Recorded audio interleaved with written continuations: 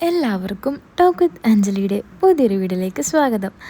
അപ്പോൾ ഇന്നത്തെ കഥ കേൾക്കാൻ എല്ലാവരും റെഡിയല്ലേ? കഥ കേട്ട് ഇഷ്ടപ്പെടുകയാണെങ്കിൽ വീണ്ടും ലൈക്ക് ചെയ്യാനും മറക്കല്ലേ. അപ്പോൾ നമുക്ക് വേഗം തന്നെ കഥയിലേക്ക് പോവാമല്ലേ? എടി, ഞാൻ ഇറങ്ങുക. സുകുമാരൻ മുറ്റത്തേക്കിറങ്ങി മാനത്തേക്ക് നോക്കി വിളിച്ചു പറഞ്ഞു. മഴക്കാർ മൂടി നിൽക്കുന്നു, തണുത്ത കാറ്റുണ്ട്, ചിലപ്പോൾ പെയ്യുമായിരിക്കും. മനസ്സിൽ പിറുവിറുത്തുകൊണ്ട് സുഗു ബൈക്കിൽ കയറി. തിരക്കിൽ സാറ് ചുറ്റിക്കൊണ്ട് ശോഭന ഉമ്മറത്തേക്ക് വന്നു. ചുണ്ടിൽ സേഫ്റ്റി പിന്നും വെച്ചുകൊണ്ട് സാരി കുത്തുന്നതിനിടയിൽ ശോഭന പറഞ്ഞു, ഏട്ടാ സൂക്ഷിച്ചു പോണേ. സുകുമാരൻ മന്ദഹസിച്ചു. എടി, ആ ചെക്കൻ എഴുന്നേറ്റില്ലേ, മരുന്ന് കൊടുക്കാൻ മറക്കണ്ട, സുകുമാരൻ പറഞ്ഞു. ആ ശരി ഏട്ടാ, ശോഭന കൈ വീശി കാണിച്ചു. സുഗു ഗേറ്റ് കടന്നതും ശോഭന സാരി ഒതുക്കി അകത്തേക്കോടി. ധൃതിയിൽ ചോറും പാത്രം തുറന്ന് ചോറ് പകർന്നു.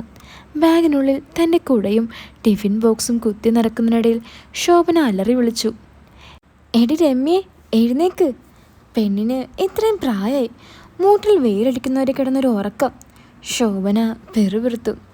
2 ദോശ കഴിച്ചെന്ന് വരുത്തി ശോഭ നേരെ മുറിയിലേക്കോടി. മുറിയിൽ തലവഴി പുതപ്പിട്ട് മൂടിക്കിടക്കുന്ന രമ്യയെ 2 തല്ല് തല്ലി ശോഭ. എടി പെണ്ണെ, എഴുന്നേക്കാൻ, അവനെയും വിളിക്ക്. രമ്യ പുതപ്പിനുള്ളിൽ കിടന്ന് ഞെരിങ്ങി. ഡി, കഴിക്കാനുള്ളത് അടുക്കളയിൽ വെച്ചിട്ടുണ്ട്, അവന് ഭക്ഷണം കൊടുത്തിട്ട് ഗുളിക കൊടുക്കണം, മറക്കരുത്. ആ, പുതപ്പിനുള്ളിൽ നിന്നും രമ്യ മൂളി. ശോഭ ഓടിക്കട്ടിലിൻ്റെ അപ്പുറത്തെത്തി. രമ്യയുടെ അടുത്ത് പുതച്ചു കിടക്കുന്ന രാഹുലിൻ്റെ പുതപ്പ് മുഖത്തു നിന്ന് മാറ്റി. ഉണ്ണി, അമ്മ പോയിട്ട് വരാട്ടോ, ചേച്ചി പറയുന്നത് കേട്ടോളൂ. രാഹുലിൻ്റെ നെറ്റിയിൽ ഒരു ഉമ്മ വെച്ച് ശോഭ പുറത്തേക്കോടി. ഓട്ടത്തിനിടയിൽ സൈഡിലുള്ള കണ്ണാടിയിലേക്ക് ഒന്ന് നോട്ടമിട്ടു. പതിവ് പോലെ സുന്ദരി ആയിട്ടുണ്ടെന്ന് ഉറപ്പുവരുത്തി. വാതിലടച്ച് ഗേറ്റിൻ്റെ താഴുമിട്ട് ശോഭ ബസ് സ്റ്റോപ്പിലേക്ക് വേഗം നടന്നു. 7:45 ബസ് കിട്ടിയാലേ സ്കൂളിൽ ബെല്ലടിക്കുമ്പോഴേക്കും അങ്ങ് എത്താനാകും. ശോഭ നടത്തത്തിൻ്റെ വേഗത കൂട്ടി. ശോഭയും ഭർത്താവ് സുകുമാരനും ഈ നഗരത്തിൽ വന്നിട്ട് അധികം നാളായിട്ടില്ല. ഗവൺമെൻറ് സ്കൂളിൽ ഹിന്ദി ടീച്ചറായ ശോഭയ്ക്ക് ഒരു ട്രാൻസ്ഫർ കാരണമാണ് ഇവിടെ വരേണ്ടി വന്നത്. ഭർത്താവ് സുകുമാരൻ ഒരു ലോറി ഡ്രൈവറാണ്. ഭാര്യയ്ക്ക് ഗവൺമെൻറ് ജോലി ഉണ്ടെന്ന് വെച്ച് യാതൊരു തരത്തിലുള്ള ഈഗോ പ്രശ്നങ്ങളൊന്നും അവർ തമ്മിലില്ല. മൂത്ത മകൾ രമ്യ ഉപരിവിദ്യാഭ്യാസമൊക്കെ കഴിഞ്ഞു.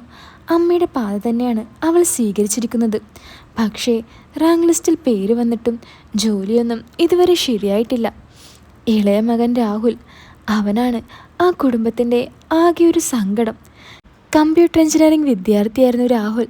പഠിക്കാൻ മിടുക്കൻ, നാട്ടുകാരോടും വീട്ടുകാരോടും വളരെ സൗമ്യമായിട്ടുള്ള പെരുമാറ്റം, കോളേജിൽ എല്ലാവർക്കും പ്രിയപ്പെട്ടവൻ. പക്ഷേ അതെല്ലാം തകിടം മറിയാൻ ഒട്ടും താമസിച്ചില്ല. കോളേജ് ഫെസ്റ്റിൻ്റെ അന്ന് കൂട്ടുകാരൻ്റെ കൂടെ ബൈക്കിൽ പോയതാണ്. എതിരെ വന്ന ഒരു കാറുമായി കൂട്ടിയിടിച്ചു. ബൈക്കിൻ്റെ പിന്നിലിരുന്ന രാഹുൽ തെറിച്ചുപോയി. തലയ്ക്ക് കാര്യമായ ക്ഷതമേറ്റു. ഹോസ്പിറ്റലിൽ എത്തിക്കുന്നതിന് മുമ്പേ കൂട്ടുകാരൻ മരിച്ചു. ഗുരുതരമായ പരിക്കുകളോടെയാണെങ്കിലും രാഹുലിനെ ജീവനോടെ തന്നെ കിട്ടി. മരിച്ച കുട്ടിയും രാഹുലും അയൽക്കാരായിരുന്നു. അപകടത്തിന് ശേഷം അവരുടെ ഫാമിലിയെ ഫേസ് ചെയ്യാൻ സുകുമാരനും ശോഭയ്ക്കും വല്ലാതെ വിഷമമായി. അതുകൊണ്ടാണ് ഇങ്ങനെ ചോദിച്ചു വാങ്ങിയ ഒരു ട്രാൻസ്ഫർ. പുതിയ നഗരമാകുമ്പോൾ ആരെയും ഫേസ് ചെയ്യേണ്ട, പുതിയൊരു ജീവിതവും തുടങ്ങാം. ഏതാണ്ട് 1 വർഷത്തോളം എടുത്തു രാഹുൽ ഒന്ന് റിക്കവർ ആകാൻ. ഇപ്പോൾ നടക്കാനും ഇടയ്ക്കൊക്കെ ചിരിക്കാനും കഴിയുന്നുണ്ട്. എന്നാൽ ഓർമ്മക്കുറവ് രാഹുലിനെ വല്ലാതെ അലട്ടുന്നുണ്ട്. സംസാരവും സ്വയം അറിഞ്ഞുകൊണ്ടുള്ള പ്രവൃത്തികളും നന്നേ കുറഞ്ഞു. സംസാരിച്ചുകൊണ്ടിരിക്കെ പറഞ്ഞു വന്ന കാര്യങ്ങൾ മറന്നുപോകും. ആൾക്കാരെ മനസ്സിലാകാതെയാകും. ഇടയ്ക്ക് ഉറക്കത്തിൽ നിലവിളിക്കും. അങ്ങനെ ഒരുപാട് പ്രശ്നങ്ങൾ. മുറ തെറ്റാതെയുള്ള ഗുളികയും ഇഞ്ചക്ഷനുകളുമാണ് രാഹുലിനെ ഇതുവരെ നിലനിർത്തി പോകുന്നത്. ശോഭ പുറത്ത് ഗേറ്റ് താഴെയിടുന്ന ശബ്ദം കേട്ടതും രമ്യ കണ്ണു തുറന്നു. പുതപ്പ് മാറ്റി കട്ടിലിൽ നിവർന്നിരുന്നു. മുഖം ഒന്ന് അമർത്തി തടവി വീണ് കിടന്ന മുടികൾ അവൾ ഉയർത്തിക്കെട്ടി. അരികിൽ ചരിഞ്ഞു കിടന്നുറങ്ങുന്ന രാഹുലിൻ്റെ തലമുടിയിൽ വാത്സല്യത്തോടെ തഴുകി. ഒന്ന് ദീർഘനിശ്വാസം വിട്ട് മുറിക്ക് പുറത്ത് കടന്നു. ബാത്റൂമിൽ കയറി കുളിച്ച് ഫ്രഷായി രമ്യ അടുക്കളയിലേക്ക് നടന്നു. ശോഭ ദോശയുണ്ടാക്കി കാസ്ട്രോളിൽ വെച്ചിരുന്നു. രമ്യ ചായപാത്രമെടുത്ത് പെട്ടെന്ന് തന്നെ ചായ തിളപ്പിച്ച് മേശമേൽ വെച്ചു. പെട്ടെന്ന് തന്നെ അവൾ രാഹുലിൻ്റെ അടുത്തേക്ക് ചെന്നിരുന്നു. ഉണ്ണി, ഡാ മോനെ, എഴുന്നേക്കടാ, നേരം ഒരുപാടായി. രമ്യ വളരെ സൗമ്യമായി വിളിച്ചു. രാഹുൽ പതിയെ കണ്ണു തുറന്നു. രമ്യ അവനെ നോക്കി പുഞ്ചിരിച്ചു. എഴുന്നേറ്റിരിക്ക്, ഞാനിപ്പോൾ ബ്രഷ് എടുത്തിട്ട് വരാം. രാഹുൽ പിന്നെയും കണ്ണടച്ചു. എഴുന്നേക്കട മോനെ, കിടന്നത് മതി. രമ്യ അവൻ്റെ ചുമലിൽ പിടിച്ച് കുലുക്കി. അമ്മ പോ. രാഹുൽ ഞെരുങ്ങി. രമ്യ മന്ദഹസിച്ചു. അമ്മയല്ലടാ, ചേച്ചിയാ, നീ എഴുന്നേക്ക്. അവൻ കണ്ണുകൾ അടച്ചുകൊണ്ട് തന്നെ കട്ടിൽ നിന്നും എഴുന്നേറ്റിരുന്നു. രമ്യ ഓടിപ്പോയി ബ്രഷ് എടുത്തുകൊണ്ട് വന്നു. രാഹുൽ അതും വാങ്ങി ബാത്റൂമിലേക്ക് നടന്നു. ആ സമയത്താണ് കുഞ്ഞു രാഹുൽ ഉയർന്നു നിൽക്കുന്നത് രമ്യ കാണുന്നത്. അവൾ പെട്ടെന്ന് തല തിരിച്ചു. ബാത്റൂമിൽ നിന്നും തിരിച്ചു വന്നപ്പോൾ മേശയിൽ വിളമ്പി വെച്ചിരിക്കുന്ന ഭക്ഷണം കഴിച്ചു കഴിഞ്ഞതും അവർ ടി വിയുടെ മുന്നിൽ വന്നിരുന്നു. കുറച്ച് നാളുകളായി അവൻ്റെ ദിനചര്യ അതാണ്. അവിടെ ഇരുന്നാൽ അവിടെ തന്നെ ഇരുന്നോളും. ഇടയ്ക്കൊക്കെ ചിരിക്കും, പിന്നെ വീണ്ടും പഴയ പോലെ. അപ്പോൾ രമ്യ ലിവിംഗ് റൂമിൽ തിരക്കിലായിരുന്നു. റാങ്ക് ലിസ്റ്റിൽ പേര് വന്നിട്ടും ജോലി ഇതുവരെ ആകാത്തതിൽ സങ്കടമുണ്ട്. പക്ഷേ അതാരുടെ അടുത്തും അവൾ പ്രകടിപ്പിച്ചിട്ടില്ല. ഇപ്പോൾ പ്രൈവറ്റായിട്ട് ജോലി നോക്കുന്ന തിരക്കിലാണ്. രമ്യ ലാപ്ടോപ്പ് തുറന്ന് മെയിലെടുത്ത് നോക്കി. ഒരുപാട് ഫുഡ് ഡെലിവറി സൈറ്റുകളിലെ സ്പാം മെസ്സേജുകൾ കാണാം. പക്ഷേ റിപ്ലൈ ഒന്നും വന്നിട്ടില്ല. പെട്ടെന്ന് കമ്പ്യൂട്ടർ സ്ക്രീനിൻ്റെ മുകളിൽ ഒരു നോട്ടിഫിക്കേഷൻ പ്രത്യക്ഷപ്പെട്ടു. ഫേസ്ബുക്കിൽ ഒരു മെസ്സേജ് ആയിരുന്നു. അരവിന്ദാണ്. ബിസിയാണോ? അവൻ ചോദിച്ചു. അവളുടെ മുഖത്ത് ഒരു പുഞ്ചിരി വന്നു. അവൾ മൃദുലമായി കീബോർഡിൽ അമർത്തി. ഏയ് അല്ല, നീ പറ. എടോ, ഒന്ന് കാണാൻ പറ്റുമോ? ഒരു കോഫി കുടിക്കാം. രമ്യയുടെ മുഖം വാടി. അരവിന്ദ് ഈ അടുത്ത് പരിചയപ്പെട്ട ഒരു സുഹൃത്താണ്. ജോലി തിരക്കി നടക്കുന്നതിനിടയിൽ കണ്ടുമുട്ടിയവൻ. ഒരുപാട് കാര്യങ്ങളിൽ സാമ്യങ്ങൾ ഉള്ളതുകൊണ്ടാണെന്ന് തോന്നുന്നു. പെട്ടെന്നൊരടുപ്പം രണ്ടുപേർക്കിടയിൽ ഉണ്ടായി. അത് ഇന്ന് പറ്റില്ലടോ. വീട്ടിൽ അനിയൻ തനിച്ചേ ഉള്ളൂ. ഞാൻ പറഞ്ഞില്ലേ അവൻ്റെ കാര്യങ്ങളൊക്കെ. ആ, സാരില്ല, പിന്നീട് ഒരിക്കലാകാം. ബൈ. ലാപ്ടോപ്പ് അടച്ചു വെക്കുമ്പോൾ രമ്യയുടെ മുഖത്ത് എന്തെന്നില്ലാത്ത ഒരു സങ്കടം നിലയടിച്ചു. അരവിന്ദ് ഒരു നല്ല സുഹൃത്താണ്. പക്ഷേ അതിലുപരി എന്തൊക്കെയോ അവൾ അവനിൽ കാണുന്നുണ്ട്. ചെറുപ്പത്തിലെല്ലാം പഠിപ്പെന്ന ഒറ്റ വിചാരത്തോടെ നടന്നു. ഒരു നല്ല സുഹൃത്ത് വലയം പോലുമില്ല. ഇത്രയും കാലത്തിനു ശേഷം ഇപ്പോഴാണ് മറ്റൊരാളുമായി സൗഹൃദം സ്ഥാപിക്കുന്നത്. വയസ്സ് 30. ഒരു പുരുഷൻ്റെ സാമീപ്യം എനിക്കും വേണ്ടേ? രമ്യ മനസ്സിലാലോചിച്ചു. ഉടൻ തന്നെ അവൾ ലാപ്ടോപ്പ് തുറന്നു. ഡാ, നീ എവിടെയാ? അവൾ ചോദിച്ചു. അപ്പോൾ തന്നെ റിപ്ലൈയും വന്നു. ഞാനിവിടെ ജംഗ്ഷനിലുണ്ട്. ഓക്കെ, ഞാൻ വരാം. പക്ഷേ ഒരുപാട് നേരം എനിക്കിരിക്കാൻ പറ്റില്ല. എന്നെ വേഗം വിടണം, അവൾ പറഞ്ഞു. അതിനെന്താ, ഞാനിവിടെ കഫേയിലുണ്ട്. സീറ്റ് ഞാൻ പിടിച്ചോളാം, അവൻ പറഞ്ഞു. അത് കേട്ടതും രമ്യ ചിരിച്ചു. അവൾ ലാപ്ടോപ്പ് മടക്കി വെച്ച് ബാത്റൂമിലേക്ക് ഓടി. ഇട്ടിരുന്ന ചുരിദാർ മാറ്റി അവൾ അലമാരിൽ നിന്നും ഒരു ഒലീവ് ഗ്രീൻ കളർ ചുരിദാർ ഇട്ടു. അരവിന്ദ് ഒരുപാട് കോംപ്ലിമെൻറ്റ്സ് തന്നിട്ടുള്ള ഡ്രസ്സാണ്. ഇളം റോസ് ലിപ്സ്റ്റിക് ഇട്ടു. മുടി ഒറ്റക്കായി പിന്നി മുന്നിലേക്കിട്ടു. കണ്ണാടിയിൽ നോക്കിക്കൊണ്ട് അവൾ പറഞ്ഞു, ഇത് അവൻ ഇഷ്ടാകും. അവൾ പുഞ്ചിരിച്ചുകൊണ്ട് ഹാളിലേക്ക് വന്നു. രാഹുൽ ടി വിയിൽ തന്നെ നോക്കിയിരിക്കുന്നുണ്ട്. വച്ചുകൊടുത്തിരുന്ന സിനിമ കഴിഞ്ഞ് പരസ്യമാണ് കാണുന്നത്. രമ്യ ചിരിച്ചുകൊണ്ട് റിമോട്ട് വാങ്ങി. സിനിമ കഴിഞ്ഞത് കണ്ടില്ലേ ഉണ്ണി? ഞാൻ വേറെ സിനിമ വെച്ച് തരാട്ടോ. അതും പറഞ്ഞ് അവൾ റിമോട്ടിൽ അമർത്തി. തൊട്ടടുത്ത ചാനലിൽ ഒരു ഇംഗ്ലീഷ് സിനിമ തുടങ്ങിയിരുന്നു. ഉണ്ണി, ഇതും കണ്ടിരിക്ക്. ചേച്ചി ഒന്ന് പുറത്തു പോയിട്ട് ഇപ്പോൾ വരാട്ടോ, എങ്ങോട്ടും പോകരുത് എന്നും പറഞ്ഞ് റിമോട്ടും രാഹുലിൻ്റെ കയ്യിൽ കൊടുത്ത് രമ്യ പുറത്തേക്കിറങ്ങി. ബസ്സിന് വേണ്ടി നോക്കിയാൽ സമയത്തെത്തില്ല. ഒരു യൂബർ ബുക്ക് ചെയ്യാം. നിമിഷ നേരം കൊണ്ട് വണ്ടി എത്തി. 5 മിനിറ്റ് കൊണ്ട് കാർ കഫേയുടെ മുന്നിൽ വന്നു. താങ്ക്സ്. രമ്യ പുഞ്ചിരിച്ചുകൊണ്ടിറങ്ങി. കഫേയുടെ അകത്ത് ഒരു മൂലയ്ക്ക് അരവിന്ദ് ഇരിക്കുന്നുണ്ടായിരുന്നു. അവളെ കണ്ടതും അവൻ്റെ മുഖം തെളിഞ്ഞു. അവൾ ധൃതിയിൽ നടന്ന് അവൻ അഭിമുഖമായി വന്നിരുന്നു. പെട്ടെന്ന് എത്തിയല്ലോ. അവളെ കണ്ടതും അരവിന്ദ് ചോദിച്ചു. ആ, അത് ഞാൻ ഒരു യൂബർ വിളിച്ചു, അല്ലാതെ എങ്ങനെ എത്താനാ? അവൾ ചിരിച്ചു. കൂടെ അവനും. കുറച്ചു നേരത്തെ മൗനത്തിനു ശേഷം, എന്നെ എന്തിനാ വിളിച്ചേ? കോഫി ഇളക്കുന്നതിനിടയിൽ രമ്യ ചോദിച്ചു. അത് തന്നെ ഒന്ന് കാണണമെന്ന് തോന്നി, അരവിന്ദ് പറഞ്ഞു. പെട്ടെന്ന് രമ്യയുടെ മുഖമൊക്കെ ചുവന്നു. വന്ന പുഞ്ചിരി മറച്ചു പിടിച്ചുകൊണ്ട് അവൾ പറഞ്ഞു.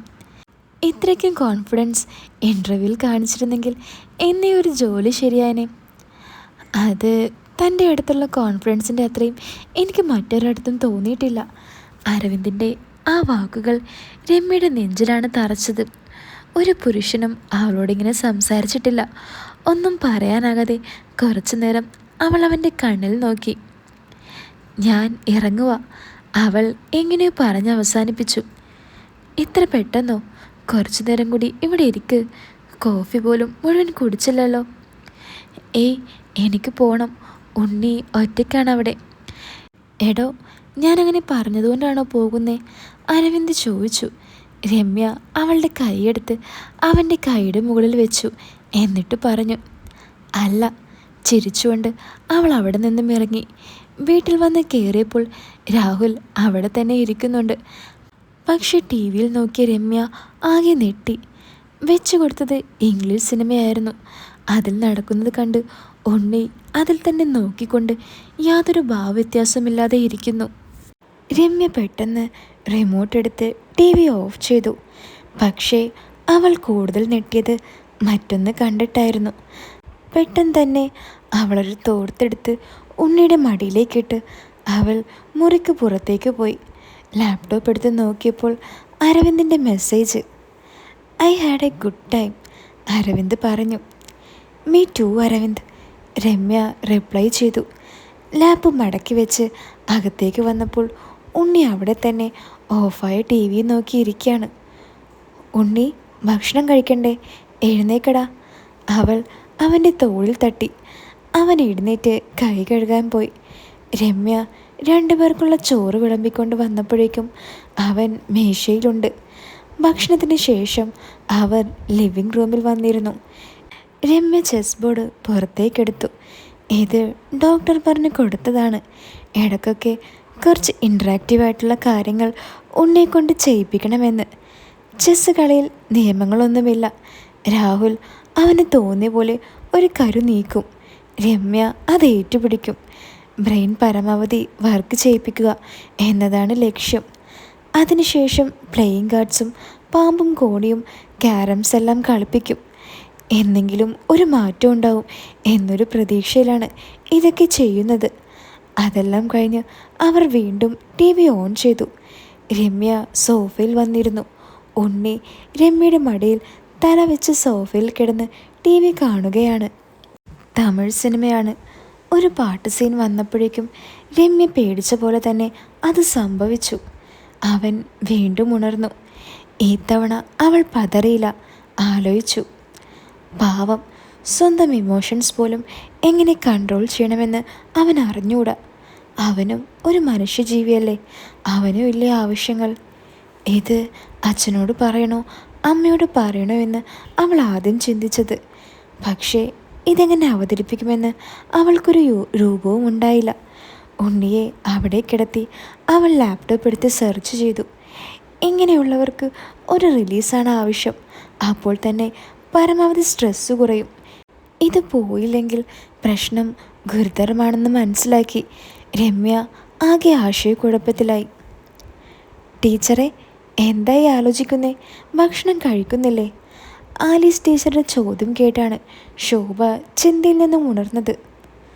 ആ, കഴിക്കണം. ശോഭ ബുക്കുകൾ അടക്കി വെച്ച് കസേരയിൽ നിന്നും എഴുന്നേറ്റു. എന്താ ടീച്ചറെ, കുറച്ച് നാളായല്ലോ ഒരു ചിന്ത വന്ന് കൂടിയിട്ട്. എന്താന്ന് വെച്ചാൽ പറ, ആലീസ് കുശലം ചോദിച്ചു. ഞാൻ എൻ്റെ മോളുടെ കാര്യം ആലോചിക്കായിരുന്നു.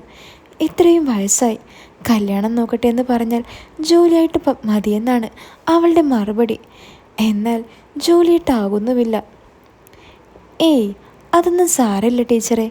രമ്യ ഒന്നില്ലെങ്കിലും നല്ല പഠിപ്പും വിവരമുള്ള കുട്ടിയല്ലേ, അവൾ തന്നെ ഒരു പരിഹാരം കണ്ടോളും, ആലീസ് ടീച്ചർ പറഞ്ഞു.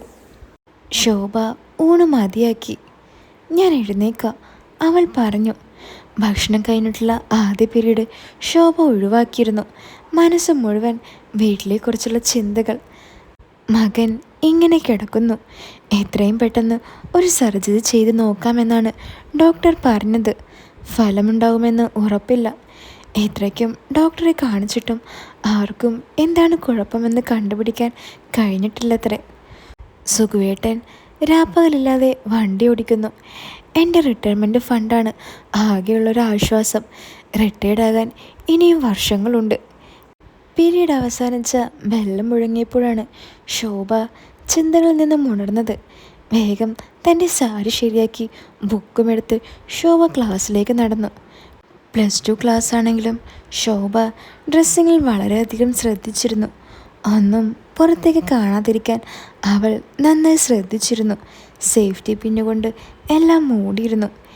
എങ്കിലും ചില വികൃതികളുണ്ട് ക്ലാസ്സിൽ. അവന്മാരുടെ നോട്ടം ഇടയ്ക്കെങ്കിലും അവൾ ആസ്വദിച്ചിരുന്നു. അത്യാവശ്യം വണ്ണവും അതിനൊത്ത പൊക്കവുമുള്ള ഒരൊത്ത പെണ്ണാണ് ശോഭ. പതിവ് പോലെ ക്ലാസ് കഴിഞ്ഞ് സ്റ്റാഫ് റൂമിൻ്റെ ബാത്റൂമിൻ്റെ അടുത്തെത്തിയപ്പോൾ ഒരു കുശുകുശുപ്പ് കേട്ടു. ശോഭ പെട്ടെന്ന് തന്നെ ചാടി വീണു. ഡാ, എന്താ അവിടെ? ശോഭയുടെ അധ്യാപക സ്വരത്തിലുള്ള അലർച്ച കേട്ട് ബാത്റൂമിൻ്റെ ചുവരിൽ ചിത്രകല നടത്തിക്കൊണ്ടിരുന്ന 2 എണ്ണം ചോക്കും താഴേക്കിട്ട് ഒരൊറ്റ ഓട്ടം. അവർ ഓടിയെങ്കിലും അവൾക്കാളെ പിടികിട്ടി. സയൻസ് ക്ലാസ്സിലുള്ള ജോമോനാണ്. താഴെ വീണ് കിടന്ന് ചോക്കെടുത്ത് നിവർന്നു നോക്കിയപ്പോൾ കണ്ടത് ചുമരിൽ വരച്ചിരിക്കുന്ന ചിത്രമാണ്. അതിൽ വരച്ചിരിക്കുന്ന സ്ത്രീക്ക് ഒരു പേര് കൊടുത്തിരിക്കുന്നു, ശോഭ. അവൾ വേഗം തന്നെ സ്റ്റാഫ് റൂമിലേക്ക് പോയി. തല നിറയെ ചിന്തകളായിരുന്നു. കുട്ടികളപ്പോൾ തന്നെ ഇങ്ങനെയാണ് കാണുന്നത്. സ്റ്റാഫ് റൂമിൻ്റെ ഇടവഴിയിൽ ഇങ്ങനെ വരച്ചിട്ടുണ്ടെങ്കിൽ ബാക്കിയുള്ളിടത്തൊക്കെ എന്തായിരിക്കും അവർ ചെയ്തു വെച്ചിട്ടുണ്ടാകുക? മറ്റ് ടീച്ചേഴ്സ് കണ്ടാൽ എന്ത് വിചാരിക്കും? കുറച്ചു നേരം അവളായി ഇരിപ്പിരുന്നു. പെട്ടെന്ന് എഴുന്നേറ്റ് സയൻസ് ക്ലാസ്സിലേക്ക് നടന്നു. ക്ലാസ്സിൽ ടീച്ചർ ഇല്ലാത്തതിനാൽ കുട്ടികളുടെ കലപില കൊണ്ട് നിറഞ്ഞിരുന്നു. കയ്യിൽ കരുതിയിരുന്ന ചൂരൽ കൊണ്ട് ശോഭ ക്ലാസ്സിൻ്റെ വാതിലിൽ ആഞ്ഞടിച്ചു. സ്വിച്ച് ഇട്ട പോലെ ക്ലാസ് നിശബ്ദമായി. ശോഭയെ കണ്ടതും ജോമോൻ പരുങ്ങാൻ തുടങ്ങി. കുട്ടികൾക്കിടയിൽ ജോമനെ തിരഞ്ഞുകൊണ്ട് ശോഭ അവനെ കണ്ടതും ചൂരൽ ചൂണ്ടിക്കൊണ്ട് പറഞ്ഞു, നീ എഴുന്നേക്ക്, നിന്റെ ബാഗും കൂടി എടുത്തോ, എന്നിട്ട് പുറത്തേക്ക് വാ. ഇത്രയും പറഞ്ഞ് ശോഭ നടന്നു. ജോമോൻ ബാഗും എടുത്തുകൊണ്ട് ശോഭയെ അനുഗമിച്ചു. അവർ പോയത് സ്റ്റാഫ് റൂം ബാത്റൂമിൻ്റെ ഇടവഴിയിലേക്കാണ്. ചുമരിലുള്ള ചിത്രത്തിലേക്ക് ചൂണ്ടിക്കൊണ്ട് ശോഭ പറഞ്ഞു, മായ്ക്കത്. അത് ഞാനെങ്ങനെ? ജോമോൻ വിക്കി. നിന്റെ പുസ്തകം എടുക്ക്, എന്നിട്ട് പേപ്പർ കീറി നനച്ചിട്ട് ഇതങ്ങ് മായ്ച്ചേക്ക്. ജോമോൻ പുസ്തകം കീറി സിങ്കിൽ മുക്കി ചുമരിലുള്ള ചിത്രം മായ്ക്കാൻ തുടങ്ങി. ഏകദേശം 5 മിനിറ്റ് കഴിഞ്ഞപ്പോഴേക്കും ചിത്രം മുഴുവനായി മാഞ്ഞു. ഈ ബാഗ് എടുത്തോ, എന്നിട്ട് സ്റ്റാഫ് റൂമിലേക്ക് നടക്ക്. ശോഭ മുന്നിൽ നടന്നു. ജോമോൻ ബാഗും ചുമലിലും തലയും താഴ്ത്തി പിന്നിലും. സ്റ്റാഫ് റൂമിലെ മരക്കസേരയിൽ വിരിഞ്ഞിരുന്നപ്പോൾ ശോഭയ്ക്ക് എന്തെന്നില്ലാത്ത ഒരു സന്തോഷം തോന്നി. താൻ കൃത്യമായി ഒരു പ്രശ്നം പരിഹരിച്ചിരുന്നു. ആ ബാഗ് മേശപ്പുറത്ത് വെക്ക്, എന്നിട്ട് നീ അങ്ങോട്ട് മാറി നിൽക്ക്, ശോഭ അവനോട് ആജ്ഞാപിച്ചു. ജോമോൻ പറഞ്ഞതനുസരിച്ചു. ബാഗ് പരിശോധിക്കുന്നിടയിൽ ശോഭയുടെ കയ്യിൽ ഒരു സാധനം തടഞ്ഞു. ഒരു മൊബൈൽ ഫോൺ. സ്വിച്ച് ഓഫ് ചെയ്തിരിക്കുകയാണ്. ശോഭ അത് സ്വിച്ച് ഓൺ ആക്കി. ശബ്ദം കേട്ട് അത്രയും നേരം തല താഴ്ത്തുന്ന ജോമോൻ പേടിയോടെ തല ഉയർത്തി നോക്കി. പാസ്വേഡ് എന്താടാ? ശോഭ അവനോട് കലിപ്പോടെ ചോദിച്ചു. 765684. ജോമോൻ തല താഴ്ത്തിക്കൊണ്ട് തന്നെ പറഞ്ഞു. ഇനി നിനക്കിത് വേണമെങ്കിൽ നീ പോയി നിൻ്റെ അച്ഛനും അമ്മയും വിളിച്ചോണ്ട് വാ, അവരും കൂടി അറിയട്ടെ മോൻ്റെ തനി ഗുണം, ശോഭ പറഞ്ഞു. ടീച്ചറെ പ്ലീസ്, ജോമോൻ കൈകൂപ്പി. ഈ ഒരു തവണയ്ക്ക് ഇനി ഞാൻ ചെയ്യില്ല ടീച്ചറെ. ബാഗ് എടുത്തോണ്ട് പോടാ. ശോഭ മൊബൈൽ മേശപ്പുറത്ത് വെച്ച് ശക്തിയായി അടിച്ചു. ബാഗുമെടുത്ത് തലയും താഴ്ത്തി ജോമോൻ നടന്നു. ഇതേ സമയം ടി വിയിൽ എന്തോ ഒരു പരസ്യം കണ്ടുകൊണ്ടിരിക്കുകയാണ് രാഹുൽ. ഇടയ്ക്കിടയ്ക്ക് കണ്ണ് ചിമ്മുന്നുണ്ട്. ചേച്ചി കുളിക്കാൻ പോയിരിക്കുകയാണ്. രാഹുൽ കസേരയിൽ നിന്ന് എഴുന്നേറ്റു. ശരിക്കും ഒന്ന് നിവർന്നിരുന്നു. ചേച്ചി ഇപ്പോൾ കുളിക്കാൻ പോയിട്ടേ ഉള്ളൂ. ഇത് തന്നെയാണ് പറ്റിയ സമയം. രാഹുൽ വേഗം ടെറസിലേക്ക് ഓടി. അധികം ശബ്ദമുണ്ടാക്കാതെ പടികൾ കയറി. മുകളിലെത്തിയപ്പോൾ ഒളിപ്പിച്ചു വെച്ചിരുന്ന ലൈറ്ററും സാധനവും പുറത്തേക്കെടുത്ത് ആഞ്ഞൊരു പുക വിട്ടു. കുറച്ചു നേരം കണ്ണടച്ചു നിന്നു. അന്ന് ആക്സിഡൻ്റ് ആയതിനു ശേഷം ഒരുപാട് നാൾ കിടക്കയിൽ തന്നെ കഴിച്ചു കൂട്ടേണ്ടി വന്നു. അന്ന് ഒരുപാട് ബുദ്ധിമുട്ടുകളും ഓർമ്മക്കുറകളും ഉണ്ടായിരുന്നു. എന്നാൽ അതെല്ലാം എന്നോ മാറിക്കഴിഞ്ഞു. പക്ഷേ ഇന്നിങ്ങനൊരു നാടകം കളിക്കുന്നത് എന്തിനാണെന്ന് പോലും എനിക്കറിയില്ല. ഒരുപക്ഷെ അമ്മയും ചേച്ചിയും എനിക്ക് തരുന്ന പരിചരണം ഞാൻ ശരിക്കും ആസ്വദിക്കുകയാണ്. ഇതിൻ്റെ എല്ലാം കാരണം ഞാൻ തന്നെയാണ്. എൻ്റെ വീട്ടുകാർക്കോ നാട്ടുകാർക്കോ അറിയാത്ത ഞാൻ. അപ്പോൾ ഇതിൻ്റെ ബാക്കി കേൾക്കാൻ നിങ്ങൾക്ക് ആഗ്രഹമുണ്ടോ? ഉണ്ടെങ്കിൽ അടിയിലെ കമൻറ്റ് ബോക്സ് ഒന്ന് ചെക്ക് ചെയ്യട്ടോ. അപ്പോൾ വീഡിയോ ഇഷ്ടപ്പെട്ടാൽ വീഡിയോ ഒന്ന് ലൈക്ക് ചെയ്യാനും മറക്കല്ലേ. അപ്പോൾ പുതിയൊരു കഥയായിട്ട് നമുക്ക് വീണ്ടും കാണാം. എല്ലാവരും കാത്തിരിക്കുക.